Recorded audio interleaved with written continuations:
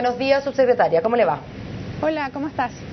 Subsecretaria, la primera duda que me cabe, ¿por qué, si es que todo ha sido transparente y claro, cree usted que la CEPAL está pensando en restarse tras tantos años de colaborar con el Ministerio en la encuesta CACEN? Mira, creo que esa es una respuesta que tiene que dar la CEPAL y no que tenemos que dar nosotros. Lo que sí es importante es que quede claro que la CEPAL cumple un rol muy importante en todo el trabajo de la encuesta CACEN. Específicamente está a cargo de velar por la comparabilidad y por la consistencia de los datos. Y para el gobierno es muy importante que exista una institución con el prestigio que tiene la CEPAL que se haga cargo de esas funciones. Por lo tanto, como gobierno queremos que la CEPAL siga cumpliendo ese rol.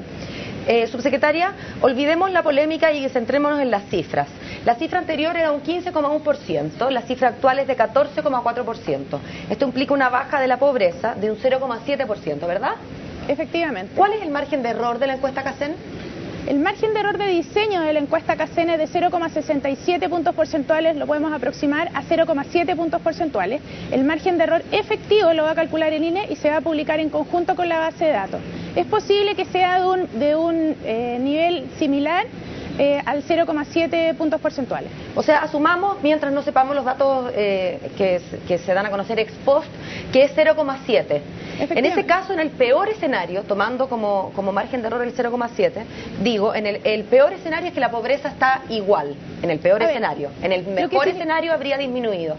Siendo entonces una posibilidad igual de factible, es igual de factible que el error sea hacia arriba y hacia abajo. Entonces, siendo el peor escenario posible que la pobreza se encuentre igual, ¿le parece a usted adecuado haber anunciado que bajó la pobreza de manera histórica con un evento tan pomposo como lo hizo el gobierno?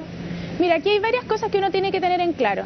En primer lugar, y aclarando el punto que tú haces, el hecho de que el margen de error sea como de 0,7 puntos porcentuales implica que es tan probable que la pobreza haya sido 15,1 puntos porcentuales a que haya sido 13,7 puntos porcentuales. Eso es lo primero que tenemos que dejar en claro.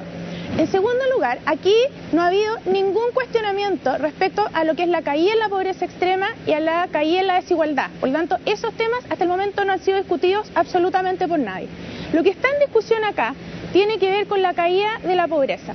Lo que nosotros hemos sostenido es que la pobreza, que en base a cifras, a la metodología que ha sido validada por la CEPAL, que esto ha quedado claro en las últimas declaraciones que hizo la CEPAL, baja desde 15,1 a 14,4%. Esto es además corroborado con todas las otras cifras que tiene la encuesta, que tiene que ver con crecimiento del empleo en los grupos de menores ingresos, que tiene que ver con el aumento en los ingresos de los grupos de menores ingresos.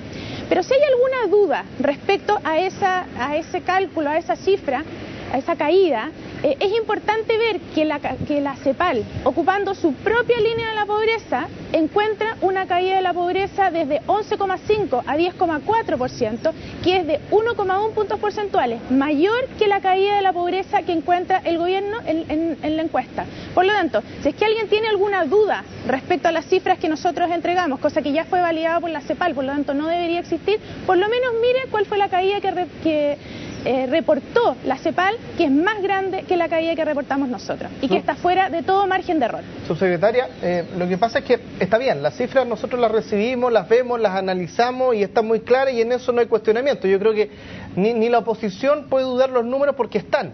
El tema es otro y que incluso lo plantean otros economistas también que no están ligados ni al gobierno ni a la oposición, en fin. Es sobre la metodología. Usted dice que el fin de semana la CEPAL validó, pero es que todavía no conocemos el fondo, por ejemplo, de la validación de haber sacado de la pregunta otros ingresos a la pregunta I, o sea, que es la pregunta tan cuestionada en este caso, y que supuestamente tendría razones teóricas del por qué se separó y existiría esa metodología. Pero sin embargo eso no se ha dado a conocer. Lo que pasa es que acá, cuando se produce el trabajo con la CEPAL, hay una serie de conversaciones que son normales, que se mantienen dentro del plano técnico, en el cual uno conversa no solamente sobre estas variables, sino que se conversa sobre muchas otras variables, una de las cuales, por ejemplo, es la asignación social y el tema del bono. No creo, honestamente, que sea necesario empezar a hablar de cada una de las variables que se conversan en todo el proceso. De todos modos, aquí lo relevante es que no hay ninguna discusión respecto a si fue conveniente o no incluir esta variable dentro del cálculo. El mismo Juan Carlos Férez y el mismo documento de la CEPAL dice que fue correcto incluirlo. Lo que aquí ocurre es que primero se hace una entrega en la cual esta variable no se incluye, el gobierno tiene una legítima duda de por qué eso no se incluye, hay una conversación, se pregunta qué fue lo que pasó, nos piden que entreguemos una minuta técnica, nosotros la entregamos y la respuesta a esa minuta técnica es que los argumentos que entrega el gobierno son suficientes para la CEPAL para incluir esta variable dentro de los ingresos. Deja un segundo.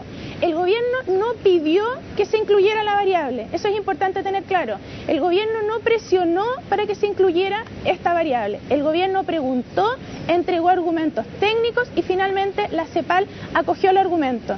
Esto pasó con otras variables. Lo que pasa es que las otras variables, los argumentos no fueron acogidos, como es el caso de la asignación social. Y eso tiene que ver con que la CEPAL está preocupada de velar por la comparabilidad con las series anteriores. Pero subsecretaria, muy corto, ustedes el 14 de julio presentaron este reparo un día sábado, el día lunes era feriado y sin embargo el 17 hubo una reunión y ya más o menos se tenía clara la respuesta. Análisis técnicos tan profundos como eso, ¿se pueden analizar en tan corto tiempo? ¿Eso es así siempre? ¿Así sí ha ocurrido? Y a lo mejor nosotros por desconocimiento, toda la ciudadanía, incluso los parlamentarios no conocían estos procedimientos de que en tan poco tiempo, en solo 8 días, ocurrieran todos estos cambios tan rápidos de análisis técnicos tan profundos. Mira, el punto acá es que en conversaciones que habíamos tenido a fines, que yo personalmente había tenido a fines del mes de mayo, a mí se me había informado que esa variable sí se iba a incluir. Y por lo tanto, yo me quedé con esa sensación de que eso iba a ocurrir. Por lo tanto, cuando llega la base de datos y viene sin esa variable, viene la pregunta de decir, bueno, ¿por qué no la incluyeron? Conversamos sobre eso, se entrega un análisis detallado de la variable y se toma la decisión.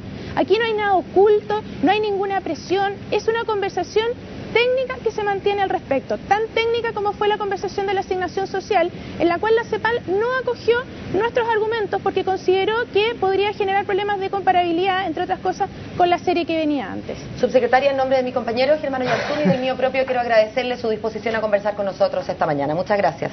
Muchas gracias a ustedes.